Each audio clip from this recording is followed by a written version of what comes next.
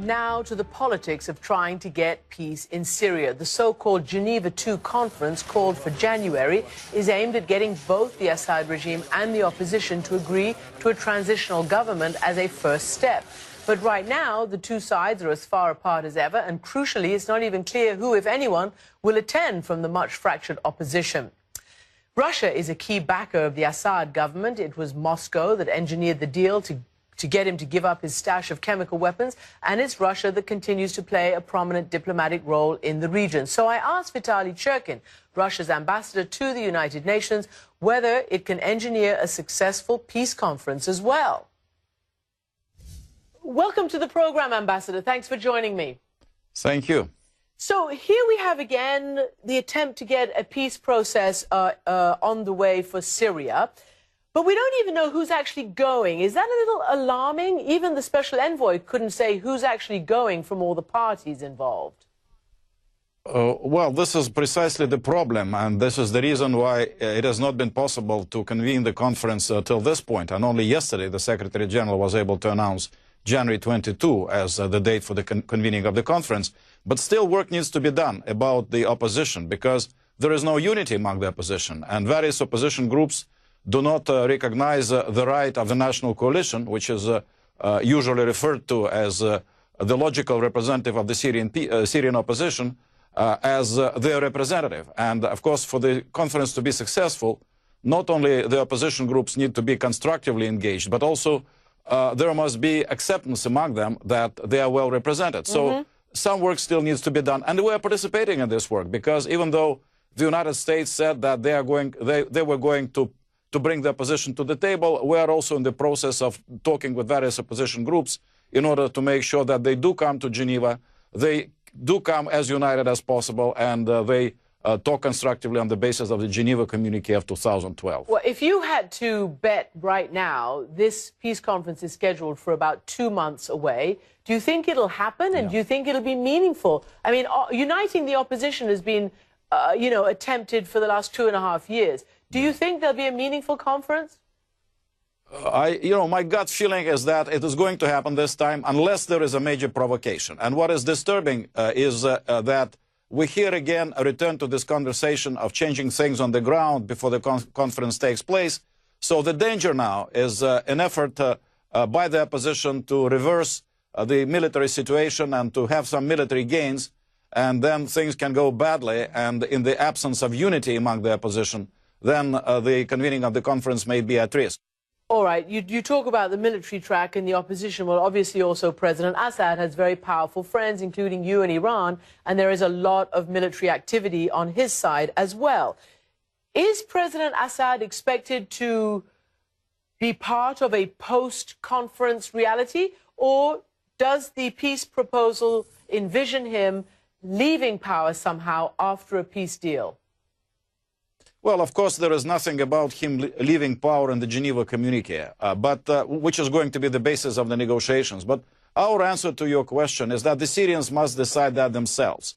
They know that there is a Geneva Communique. They know that they need to talk about political transition. They know that they need to put together a transitional body by mutual agreement, including agreeing on the personalities. What is going to happen after that remains to be seen after they have had a chance to get into the negotiations with the support, hopefully, of key members of the international community. Russian support is going to be there, both for the government and for constructive participation of the opposition. Given the fact that in Geneva, the world powers just signed an interim nuclear deal with Iran, is Iran invited to this Geneva II conference on Syria, and is that presence accepted by the United States and the other parties? This is one of the important issues, because we believe that Iran should be invited. Kofi Annan, when he was special envoy of the Secretary General, believed that Iran should be invited. Now both Ban Ki-moon and Lakhdar Brahimi, Secretary General of the United Nations and Special Representative of the Secretary General for Syria, believe that Iran should be invited. But the United States is against. We think it makes no sense, because now the nuclear deal has been made. And where United States engaged Iran both multilaterally and bilaterally. And then, whether Iran is in the room or not of the conference, it's going to be a player in Syria. So it's better to have it in the room. It's better to have it support the deals which we hope will be reached in Geneva, rather than alienate Iran once again. You know, that mistake has been made a number of times before. Let's not repeat it in the context of the Geneva II conference. Let me ask you then on specifically the nuclear issue. As you can see, this deal that's been signed has created a storm of opposition in Israel, in some parts of the Arab world, in the US Congress. What can you say about your confidence that this deal will be kept to, that Iran won't break out, that there is sufficient verification? Do you feel that?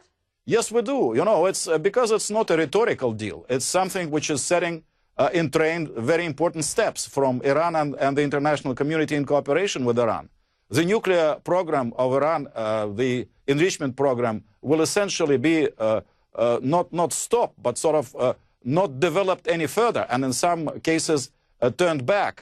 What I'm referring to is the intention of Iran to dilute some of the uranium which was enriched to 20%. New verification measures are being put in place. A joint commission is going to be established between the six and Iran, involving IAEA and its inspectors.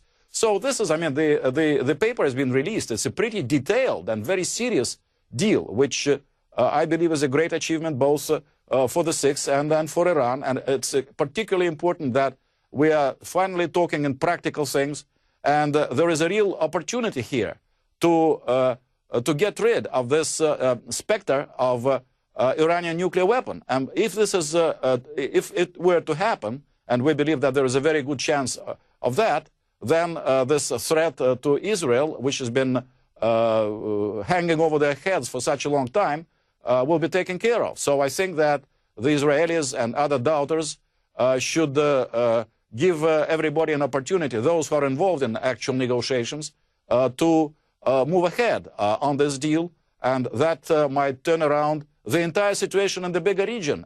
Will have a positive impact on Syria, will hopefully have a positive impact on the Israeli-Palestinian track and entire situation in the Middle East. So we're really at a crucial point now, and we are very pleased and encouraged that we are beginning to turn away from the logic of confrontation and the use of military force to dialogue and involvement. This is something which Russia has been advocating for a long time.